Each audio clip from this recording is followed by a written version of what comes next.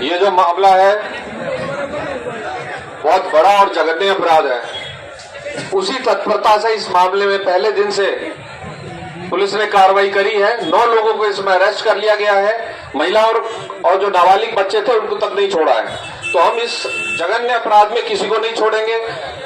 कम से कम समय में 15 दिन के अंदर हम इसमें चालान प्रस्तुत करेंगे। हम आश्वस्त करते हैं कि डेली इसकी तारीखें पड़ेंगी और इसमें सख्त से सख्त सजा दिलवाएंगे। हम इसमें फांसी की सजा दिलवाएंगे सबको। और इस प्रकरण में आप बिल्कुल निश्चित रहें, आप और हम एक हैं। समाज, प्रशासन, पुलिस सब एक है। हमारा ध्येय एक है। हम आपके साथ हैं और आप हमारा हाथ मजबूत करें, हमें सहयोग करें। जय हिंद। बिल्कुल इसको केस ऑफिसर स्कीम में हम लगाएंगे और डे टू डे इसकी मॉनिटरिंग होगी। किसी को बख्शा नहीं जाएगा और भी इसमें जो संलिप्त है उन पे भी कार्रवाई करेंगे। हम और आप इसमें एक हैं, बिल्कुल आप निश्चित रहें। मेरा आपसे यही जो आग्रह है कि आप हमारा सहयोग करें, क्योंकि पोस्टमार्टम जितना लेट होगा वो साक्ष्य मिटेंगे और आरोपियों को फायदा मिलेगा। तो आप हमारा हेल्प करें, सहयोग करें। जय हिंद।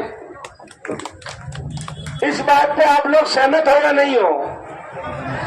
हम फांसी वाली मांग की बात पे सहमत है या नहीं है? अब दूसरी बात अब करेंगे। एक मैं जिला कलेक्टर से भी मांग करना चाहता हूं और कलेक्टर साहब मैं कहना चाहता हूं कि शायद हिंदुस्तान में ये प्रयोग किसी ने नहीं किया होगा, लेकिन आप एक प्रयोगधर्मी अधिकारी हैं। मुझे आज भी याद है पिछले साल 14 अगस्त को भीलवाड़ा के अंदर जब स्कूल के बच्चों को पूरे राज्य सरकार ने निर्णय करके वंदे मातरम, जनगण मन सहित 5 राष्ट्रभक्ति के गीत गाने के लिए कार्यक्रम आयोजित किया था। उस समय चक्कर आने से 15-20 बच्चियां नीचे गिर गई।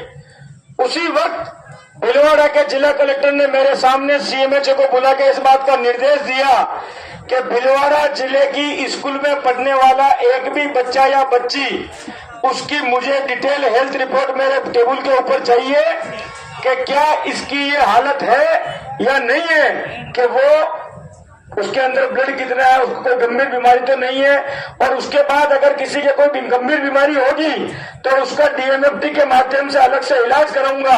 और वो जो आपने प्रथा शुरू करी, आज मैं आपसे एक दूसरी प्रथा की मांग करता हूँ। और भगवान देवनारायण की सौगन, ये मेरे मन में रास्ते में आते हुए विचार आया, मैंने इनको भी नहीं बताया अभी तक। और हो सकता है ये क्या पता क्या कहे, लेकिन मैं मांग करता हूँ कि आज हमारी बहन और बेटियां जिनके साथ बलात्कार होता है, वो कई बार शर्म के मारे उनके साथ छेड़छाड़ की घटनाओं को पी जाती है और लोगों के सामने सार्वजनिक नहीं करती है कि मेरे साथ क्यों घटना घटी, क्योंकि कभी वो परिवार से डर जाती है, कभी वो लोगों से डर जाती है कि किसने क्या कहा क्या नहीं कहा। कल मुख्यमंत्री जी ने एक बहुत बड़ी बात कही कि राजस्थान के स्तर पर मंचलों के खिलाफ पुलिस को और प्रशासन को एक अभियान चलाना चाहिए।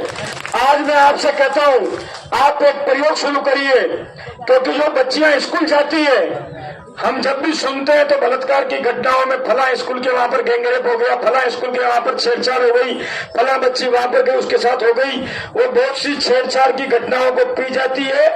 कई बार सामने वाला व्यक्ति बहुत प्रभावशाली होता है, कभी कभी किसी को संरक्षण मिला हुआ होता है, कभी वो खुद पैसे वाला होता है, कभी जाति की ऊंच नीच का सवाल होता है, तो वो बच्ची ना थाने में जा पाती है, ना अपने माँ बाप को एक बात कह पाती है।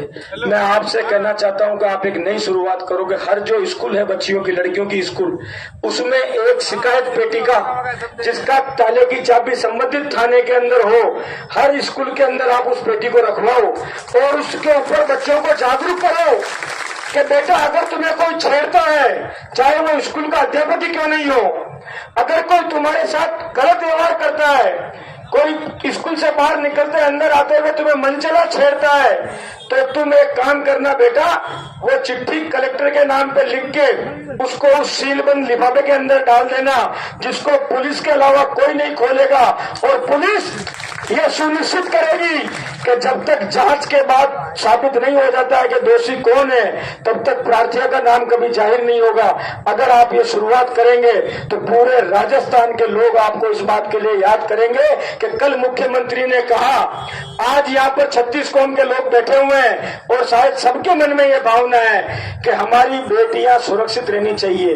और एक बड़ा सवाल भी है ये, क्योंकि जो इन बच्चियों के साथ बलात्कार करते हैं वो पृथ्वी के बाहर के लोग नहीं है, वो आपके और हमारे बीच के लोग हैं। वो हमारे समाज में ही रहते हैं, हमारे आसपास ही रहते हैं। वो दरिंदे कब मानव से दानव बन जाते हैं, लेकिन मानव से दानव बनने की प्रक्रिया में आदमी छोटी छोटी गलतियां करता है। किसी को छेड़ेगा, किसी को फुसलाएगा, किसी को कुछ गलत निगाह से देखेगा, कोई गलत कमेंट करेगा। अगर बेटियां एक बार जागरूक हो गई और उन शिकायत पेटिकों के अंदर, आप जरूरी नहीं सब जगह एक साथ रखवाएं, क्रमबद्ध तरीके से आप रखवाने शुरू करें। और जिस तरह से एसपी साहब बीट कांस्टेबल लगाते हैं, उस तरह से उन स्कूलों के लिए एक कांस्टेबल रहे जिसकी जिम्मेदारी रहे कि उसको खोले और खोलने के बाद भी उस शिकायत को अपने थानाधिकारी और प्रशासन के अधिकारियों की जानकारी में लाके उसकी सत्यता को परख कर समय पर कार्रवाई कर दे। तो कई ऐसे मंचले हैं जिनकी समय पर पुलिस भड़ास निकाल देगी तो वो अपनी भड़ास कहीं और नहीं निकालेंगे और उनके कारण लोगों का जीवन खराब नहीं होगा। ये मांग कैसी है आप बताओ? ये करना चाहिए नहीं करना चाहिए?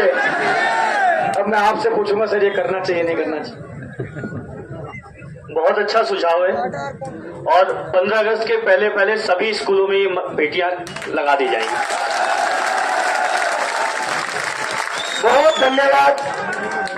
अब क्योंकि 5 मिनट हमारे समाज के हम लोग चर्चा करेंगे, मैं आपसे चाहूंगा कि आप लोग विराजें ताकि